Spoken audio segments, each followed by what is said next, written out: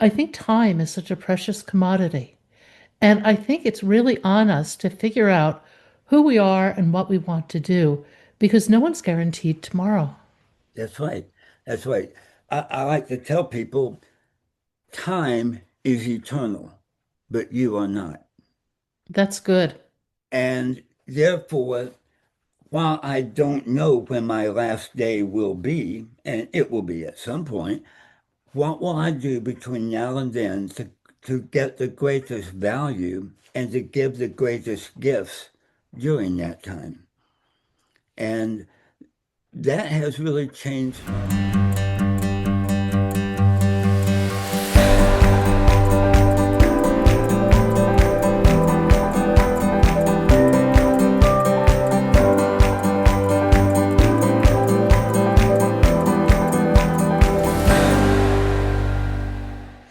Gerald Robinson is full of wisdom. For him, time is of the essence.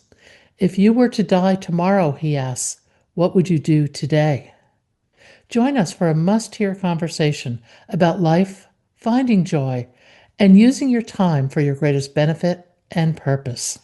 Gerald, welcome to Bump in the Road. If you would, tell us your story. Oh, it is quite the story. I've been a public speaker for the last 50 years, and one day I was told, you have tongue cancer. And Oh, I said, oh no. And he said, well, that's got to come out. And I said, what has to come out? He says, the cancer. I thought, oh, good. I thought you meant my tongue. And he said, well, that's where it is. Part of that's going to leave you. And I said, how much? He said, we don't know until we get in there. And after the surgery, he said, you were quite fortunate. After we did remove part of your tongue, we had some tongue material. And when we imagine those four fingers are my tongue, he took away part, and that left an open wound on the mhm. part that was remaining. And he said, we had some tongue material. We were able to graft onto that. And it's like a living Band-Aid for a while. It will die, it will fall off, and you will either spit it out or you will swallow it in your sleep. And I Oh. thought, ooh, that's terrible. And he said, any other questions? I said, yes. You mentioned tongue material. What is tongue material? What do I have in my mouth? And he said, well, it's tongue material. And I said, well, where do you get tongue material? He said, we got it from a cadaver. I thought, ooh, ooh, uh, you mean a dead guy? He said, yes, he wasn't using it anymore. And so if it's been my story, if I say anything offensive, it's the other guy talking. And some years later, the cancer came back, and so they had to remove more of the tongue. And this time they replaced it with part of my arm. I don't know if you can see that. Uh, Just a little bit. It's not exactly straight. It's because they took part of my arm and made half a tongue and put that in. So for the last 2 years, I've been learning how to make my arm talk. Now, did they take muscle out of your arm? No muscle, mostly just flesh and Mhm. a vein, I guess, to keep blood going to it. And so my tongue is part mine and part arm. And I've had to relearn to speak, relearn to eat and swallow. And it's been a journey. It was my bump in the road, definitely. It's been quite a journey. When you initially found out about the diagnosis, were they hopeful? Um, Nobody really said much back then. This was a few years back on the first occasion, and they just told me it's got to come out. And they had just started proton therapy, Mhm. but my doctor didn't have that. So I went through the 30 days of radiation, 1 hour a day for 30 days. And after 2 or 3 days, you think, oh man, I'm getting through this. This is no problem. What I did not know was it's like having a sunburn, and the next day you go out and get a sunburn on your sunburn. Yeah. The day after, you get a sunburn on the sunburn on the sunburn, and it grew to be quite miserable. So I wouldn't wish that on anyone. Now, did you go to an academic center for your treatment? I went to a guy who specialized. He had Cancer Institute, Hmm. and he's the one that did the surgery and kept bringing me back for checkups and so forth. We moved away from there several times now, and so I live a couple of states away now, but I have good doctors all around, and I've had speech therapy. I used to just sputter words. And so people usually ask me, where is your accent from? I tell them it's not an accent, it's an impediment, teaching my arm to speak. And so it's been quite the road, but I've learned a lot of things through it. I've experienced a lot of things through it that I really, as bad as it was, I wouldn't trade that experience away because of what I received out of it. Um, I learned a lot. I believe, a different person than I was before. Um, I used to be nice. Now I think I'm nicer, but the inner attitudes have changed, and that has been worth the experience. How have your inner attitudes changed? I look at life a bit differently. After the second, well, when the second surgery came, there have been three, by the way. When the second one came, we really were not sure how that was going to go.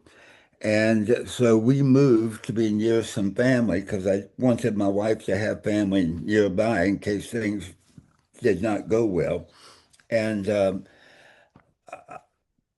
there came in my mind, for a number of reasons, a certain date that would be my end time. I figured God would take me home then. And I began to prepare my life for that. I actually asked my wife asked me one year, what do you want for Christmas? And I said, I want a lifetime countdown watch. I want to be able to set it for that date that I believe God might call me home. And I want to keep track of how many years, months, days, weeks, whatever I have left. And she said, that sounds so morbid. Counting down till you die? I said, it's not morbid. From my point of view, it's encouraging me every day. I will see that clock or that watch, and I will think, I have that much time left. What will I do with it?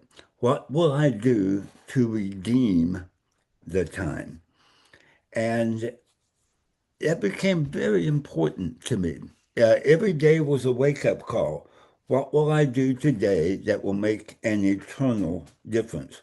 What will I do Wow. today that makes the greatest fruitfulness of a short-lived life? Now, I'm 73 now. I can't use that claim for short-lived anymore, but uh, I still focus on that. That date has come and passed. I did not die. Um, but taught me to value the time, to use it well, to not waste my time, and Mhm. therefore don't waste your life as well. I think the notion of cherishing your time and not wasting it is incredibly important and relevant because everybody wastes some time, but some people waste a lot of time. Going down holes in the rabbit holes in the web and things like that, which I'm guilty of too. But I think I think time is such a precious commodity. And I think it's really on us to figure out who we are and what we want to do because no one's guaranteed tomorrow. That's right. That's right. I like to tell people time is eternal, but you are not. That's good. And therefore, while I don't know when my last day will be, and it will be at some point, what will I do between now and then to get the greatest value and to give the greatest gifts during that time? And that has really changed my life. I've always been a Christian. I've always believed that Christ died for me and I'll go to heaven. But how you live your life with the time you have remaining is incredibly important. And I even wrote a book about that, 30 seconds that can change your life. I began to value the very small moments of time that I used to always overlook. Everybody wishes they had more time. Truth is, nobody gets more time. Everybody has the same amount of time in every day. You do, I do, Elon Musk does. But how does he seem to accomplish so much and I accomplish so little? And I find that it's not always setting aside large blocks of time to accomplish great goals. It's finding those unused moments of time and using those well. All of us do waste time, whether it's watching TV, reading a book. Now, I'm not saying that watching TV and reading a book is a waste of time, but quite often it can be. And especially when you watch TV and you need enjoyment, you need relaxing time. But what you don't need is time to watch the commercials. And they fill you up with commercials. And I thought, well, commercials too short a time to get anything important done. That's where I was wrong. I found that 30-second packets of time are like diamonds sprinkled in your backyard. You need riches, just go pick up some diamonds. You need time, it's all around you. Pick it up. There are 30-second blocks of time in which you can get innumerable things done, things you wouldn't imagine. I used to sit right here in this chair in my office, look out the window, watch the mail person come, and I wouldn't go get the mail because it takes too long. One day I timed it, 30 seconds to get from this chair down the stairs, out the door, and to the mailbox. And I thought, why have I always put that off? Because I thought it took too long. There are things on your agenda and my agenda we think take more time than they do. Yes. Learn to use the spare time, the unused time, to do that. So I listed over 640 things you can do in 30 seconds. And I categorized it like here are 30 things you can do in 30 seconds in your bedroom closet. Here are 30 things you can do in 30 seconds in your bathroom, in your bedroom, in the kitchen, in the pantry, in the garage, in the garden shed, in your car while you wait for your husband or wife to come out from Walmart. And if seeing a list of 640 is not saying, here, do these things, it's to open your mind to think there is a lot I can accomplish in just 30 seconds. So I encourage people to buy a stopwatch and just experiment and have fun. Use your husband, your wife, your daughter, your son, use somebody and say, Tommy, I'm going to try to do this, see how much I get done.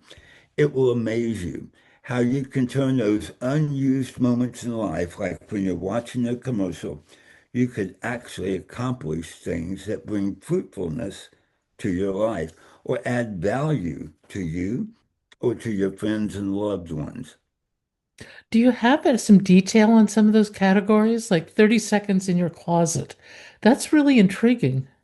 Well, I encourage you first, organize. Hmm. Now, let me explain my take on organize. Uh, I went to a doctor this morning. They wanted to know my blood pressure. If they'd taken that blood pressure cup and put it around my ankle, I'm thinking, you don't know what you're doing. That's not where you take blood pressure. My organs are organized. If I have a heart problem, you know where that organ is because my body is organized. You know where my lungs are, or should know where they are. So my body's organized. And with that in mind, you should know how to begin to take care of my body. If my closet is organized, then I put things in places where even if the light is off, I know where things are. And that helps me. If I want to wear something, if I've got my blue jeans on, I want a white shirt or a blue shirt or a yellow shirt, I should know where those things are. I Mhm. should know where winter clothes are as compared to the summer clothes, where my night clothes, pajamas, and things are. And when you do that, you will save so much time. Now, in my book, I tell you there are things you can and cannot do with time. One of the things you cannot do is you cannot save time. You can use your time more efficiently and Mhm. more effectively, but you don't get to go home at the end of the day with a bucket of time because you saved so much during the day. I found that every time-saving device just increases, it takes out of you the responsibility to get something done in a set large period of time. It can be done more efficiently in a smaller period of time to free you up to do more things. But again, you don't go home with carryover minutes to tomorrow because you saved some time today. But I use that phrase like you do. I saved some time by being organized, by being efficient. I got my wife to consider using colored hangers, the plastic hangers. Mhm. And so I know, I automatically know that color hanger has this either color or this style. It has either my blue jeans or my dress clothes. It has my suits. It has my shirts. Uh, so our closets can be color coordinated. Well, it seems kind of overdone, but why would you do that? Because it does make your life more efficient. It does free up time for those big things you want to accomplish by getting rid of those small things that could be accomplished quicker, easier, and more smoothly. Do, It, do you Now, do you find being focused on the value of time like this, does that make you more present in the moment? uh, it does. It makes me consider what are the big things I need to do? What are the small things that can keep me from doing the big things? And it makes me, um, General and President Eisenhower had what he called the Eisenhower Matrix. And you figure, what is that? An Eisenhower Matrix.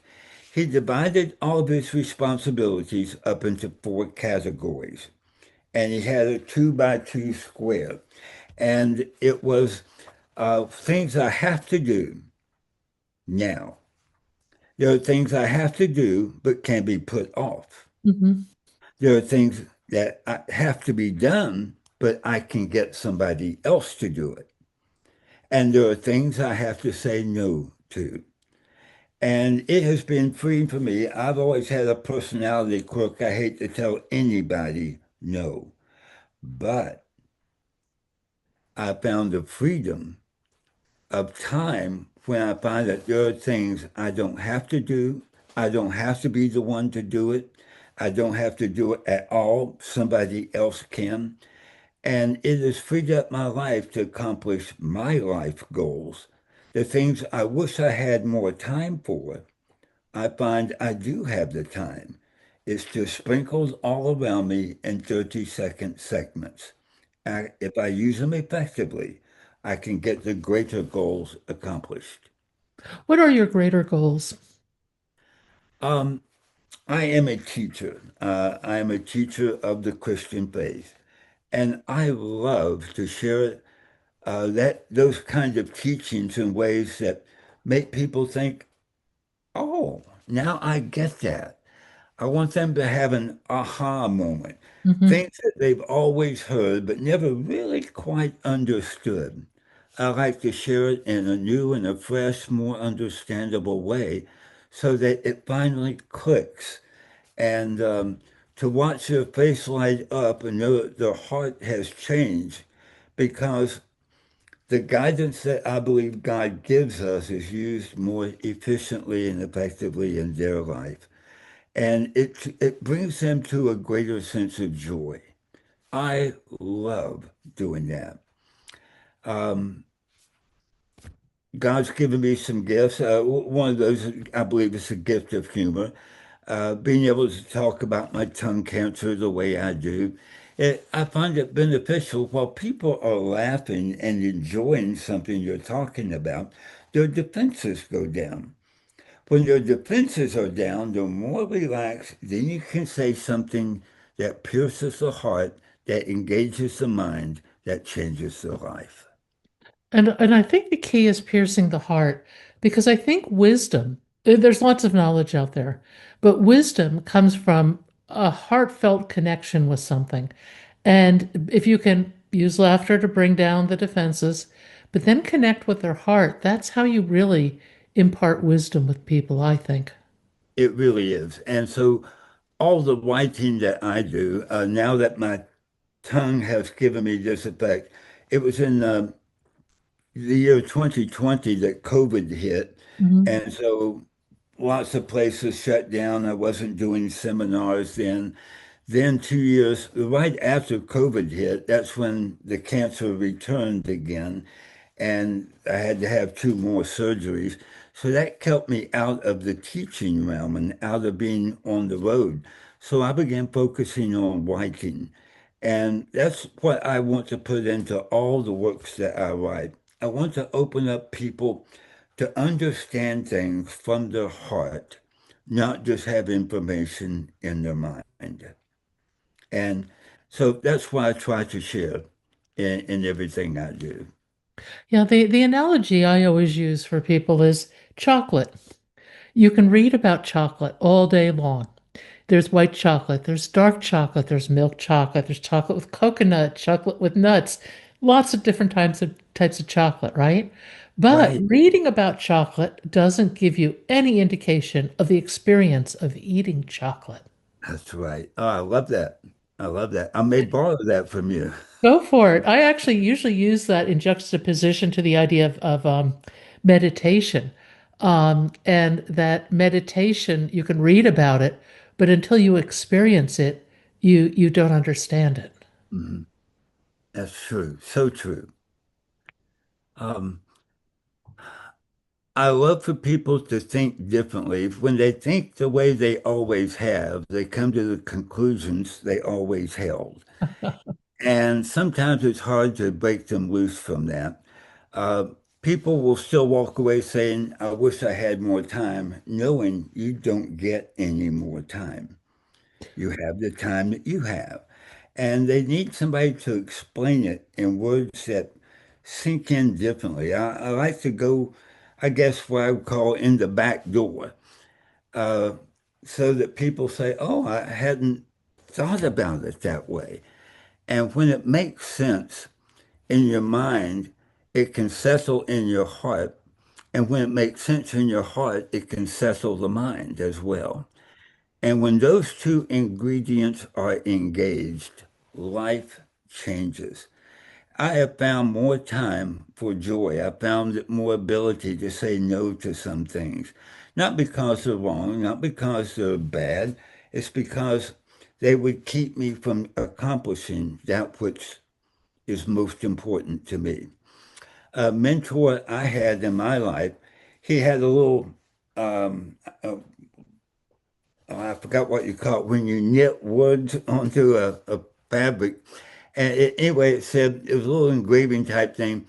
And it said, don't be busy doing what somebody else could do when you could be busy doing what only you can do.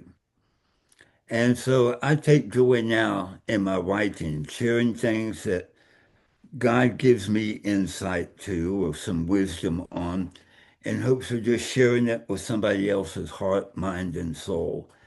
Um, and I don't want to let small, insignificant things that don't matter Yeah. interfere with that. So it's been freeing. Joy is an interesting topic. How has your sense of joy changed before the cancer and now? Well, let me explain a little bit about my definition of joy. I had a guy driving me down the highway, and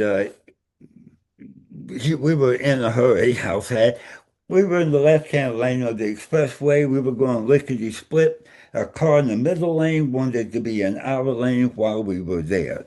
They started coming over closer and closer. Obviously, they didn't know we were there. And I started gripping the armrest and the handle of the door. I thought, we are going to die. I looked at the driver. He pulled us over into that thin little emergency lane, let off the gas. The other car went by. He pulled back into traffic, gave it the gas, off we went. And I went, well, when I went, is that joy? No, No, that's relief. that's relief. That's exactly right. Now, when I proposed marriage to my wife, and I slipped that diamond ring onto her hand. She held it up. It glowed, it glistened, it sparkled. It did everything the jewelry guy said it would do. Did she have joy or did she have relief? She had joy because she had received something precious.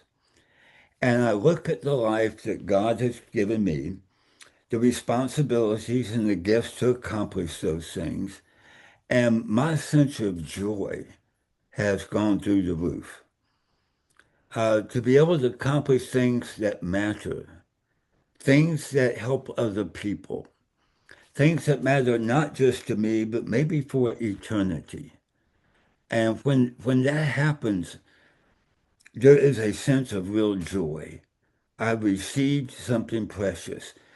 Um, I like, I've been in ministry all my life. It's hard for me not to talk about God, but and I don't want to be preaching on your show, but I have found that enjoying God brings a sense of joy within me that happiness could never reach to.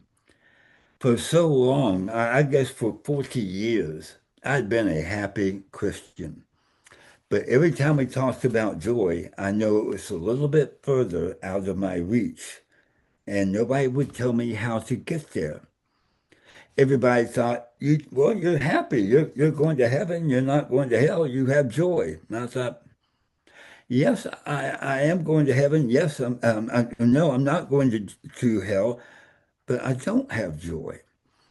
And so I found, how do you obtain that joy? It's to see God as a treasure. That's when you receive something precious, there comes the joy. I look at my wife and I'll see her hair will be fixed just right. She's wearing that special dress. She's wearing the jewelry I gave her, and she is looking fine. And I want to say, oh, wow, you look awesome. I love you. And one day I was about ready to do that, but my football game was on. I was watching the game. I was watching her. I watched the game, and I thought, I want to say something, but this is a big play coming up. And I let the moment go. She walked out of the room, and when she did, I felt an actual loss. I lost something by not being able to express my adoration of her. And I feel like that's why God says, praise me. Come on, praise me. You need to. I don't need it. I got along just fine without it. But I want you to do it so that your joy will be full. And so I want to live my life in a way that I believe and I desire to please Him. And it comes back in a sense of joy that I never would have known, and probably wouldn't have known without the tongue cancer. My time with God grew very, very intense. Like many people, I could have laid there in the radiation room and Mm. blamed God. God, why did you let this happen? God, why didn't you keep this away? And I found that asking the why question is often not a question, it is an accusation, saying, God, you didn't do your God job very well. You could have stopped this. You could have prevented that. You could have given this. You could have done something else. And I found I don't want to be accusing God of not doing his God job. God knows better than I do how to do that. So I've learned to submit to whatever happens in my life, knowing he knew about that. He knew that was going to happen. What can I learn? When I was in the radiation room, I wanted to pray, God, take this away. God, why would you let this happen to me? That was my first instinct. It's basic. But my second instinct was, wait a minute, the tongue cancer is here. Part of my tongue is gone. It's already out. It's gone. It's not coming back. So what should I pray? Well, I'll pray for my wife. I'll pray for our kids. I'll pray for our grandkids. I'll pray for our church. I'll pray for this person, that person. And I found the more I was praying for other people, the faster my time passed. On the very last day, 30th day, they came into the room, they started unbuckling everything, and I thought, well, the machine broke down again. I've only been here 5 minutes. And they started unbuckling me from the table I was bolted to. And I said, what's wrong? And they said, nothing. I said, well, why are we finishing? Why are we stopping? Well, you're done. I said, I've only been here 5 minutes. They said, no, honey, you've been here a whole hour. Wow. And that was just part of the work being done inside of me. My bump in the road became something of a mountaintop experience for me to relearn my position, my place with God, His place with me, to relearn how important other people are to me, to look at the gifts God gave me, what I'm responsible for. And I found a level of joy in fulfilling those things I never would have without that bump. Yes, interesting. Joy was a big part of my cancer experience too. But what I found joy in slowing down and being intensely present and noticing what was around me. It could have Yes. been a butterfly in the garden or something, the warmth of the sun on my skin, but being almost hyper in tune to the moment. And Hmm. in that moment, I found intense joy. Yes. And once you experience that, however you get there, it doesn't go away, and you know how to get there again. That's right. That's right. Mm. Uh, for me, I experienced much the same in that sense of being present, this Yeah. moment, what's happening now. And I think that's part of what gauged me and turned me to look at that small 30-second packet of time. Hmm. Um, when I watch cable TV, they throw a 3-minute commercial on. Yeah, really. That is And you're now, paying for this. yeah, I paid for that. And now they want me to buy something, and it's always the same commercial. Oh, I hate that. I figure, why am I watching this? I wish I could do something, but it's such a short amount of time. Well, now I understand there's probably 4 to 6 things I could do while that commercial's on. And that will free me up later for more time for writing, more time for pondering, more time for sharing. Um, it's using the byline on the book was well, it was 30 seconds that can change your life, learning to use the unused moments of life. I found you don't need more time, you need to use the time you have. We have a good podcast here. I wanted to bring up something, it's something you said earlier, and that was you asked yourself, "What can I learn?" And I find that really interesting. It's my mantra, my daily mantra. What can I learn? Because every circumstance that life presents has a learning moment in it. You just have to choose to try to see it. That's true. That's true. And the learning moment comes from finding that which is true, Yes. whether it's happening or what you've heard. Concentrate on that. How can I use that? How can I share that? What does it mean in relation to other parts of my life? And it's those kind of moments that can really change you and your character. It's when you fill those moments of time with junk that you lose the opportunity to have those moments. Well, and Meaning, I think part of what I can learn is how can I adjust my worldview? How can I choose to react? yes, What are the implications of my actions? And I think that what can I learn can really change the way you look at things. it does. It does. Um, there's a word that we like to use called amusement. And if you take that word apart, to muse is to think. Hmm. Put the A in front of it, and it means not to think. So when you go to an amusement park, it's a place to go to not think. It's to experience and have fun, to set aside the thinking part of you and just look for the joy of the moment. With our cell phones, our computers being ever present, we never really set aside time for aloneness, quietness, to muse. We would rather be amused. And I believe that's why YouTube and TikTok and so many other things are so prevalent. And they're a part of my life.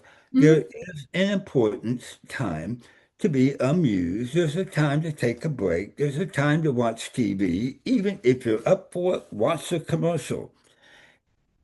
But when you make that the habit of your life or the go-to part of life, The mindless habit. that's right. And mindless, you're in that amused section. You're not thinking, and therefore, if you're not thinking, you're not accomplishing, you're not bearing fruit. See, if I'm You going to are. spend time not thinking, I think I'll opt to meditate because at least that is for me, a peaceful, positive place of not doing.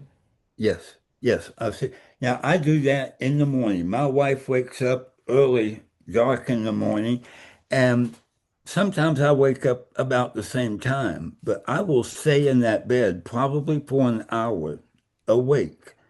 And I am pondering about what I need to write, what I need to study, what I need to learn, where I need to go. I plan my day, I plan my values, I plan our finances. That is my pondering time. And I love to ponder rather than to amuse. Now, I still amuse. Uh, while you and I were waiting to get on the podcast together, I was amusing myself by watching some videos. There's a time and a place for that. It's valuable. Just don't make it your priority. I think that's really important. I know I love lots of information. So I will amuse myself in the morning sometimes by, sorting through some of the things that come into my inbox, tracking down some things on the web, and it is amusing. But I've learned to limit it because otherwise it just becomes mindless Yes. pretty quickly, actually. And it's habitual. Yeah. Um, it's almost an addiction. Oh, yeah. Yeah. I mean, I'll tune into one video and then it suggests here are five more that you might like. Not to mention the ones on the side in the column That's there. right. That's right. And I have to, every now and then that moment comes to me. It says, "Are you wasting the time or are you enjoying the time?" Oh, well, I'm enjoying it. but I am wasting it. So I need to tell myself when to get off of that and get back onto using the time wisely, effectively, and really to redeem the time, to find a sense of value from spending the time. Your time is like money. You can spend your money. When you spend it, you don't have it anymore. Hopefully, you acquired something of value. Time is the same way.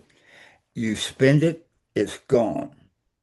Hopefully, it was towards something valuable that comes back to you. Hopefully. It's interesting. I live up in Idaho, and as a result, we get very long days during the summer. It's light till 10 o'clock at night, and very short days during the winter. And the reason I mention that is that means change. And Mhm. it forces you to look at your schedule and decide how you're going to spend your time because the rhythm of the day changes so dramatically that you have to change your schedule with it. And I'm finding that to be a really interesting practice, just in terms of setting up my day and deciding how to use my time. Yeah. Again, that's part of what I do when I ponder in the morning. I figure my day, Mm. and I have my phone nearby. There's my calendar, how will I organize my day, and it's I might spend an hour there, but that will shape my day, which shapes me. It shapes what I accomplish, who I am in touch with, whose life I can enhance. What can I do with the time I have? Um, how can how can I accomplish the most in the least amount of time?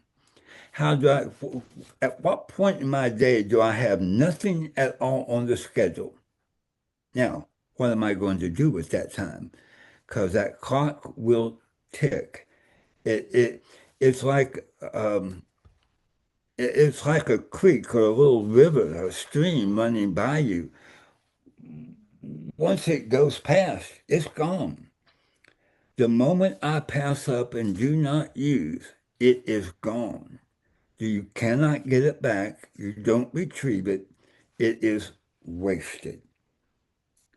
Um, for many people, the time that they are asking for, I need more time, is in the time that's all around them that they have ignored. And if they could get that, I think it would bring back a lot of joy or the potential for joy in their life. Use that time to ponder. Use that time to share. Use it to ponder what is a value that I will do today. Um, if I died tomorrow, what would I wish I had done today? Yeah. Good question. And I think that we are now in a society that doesn't give itself to much pondering and planning. We just hope we have more time.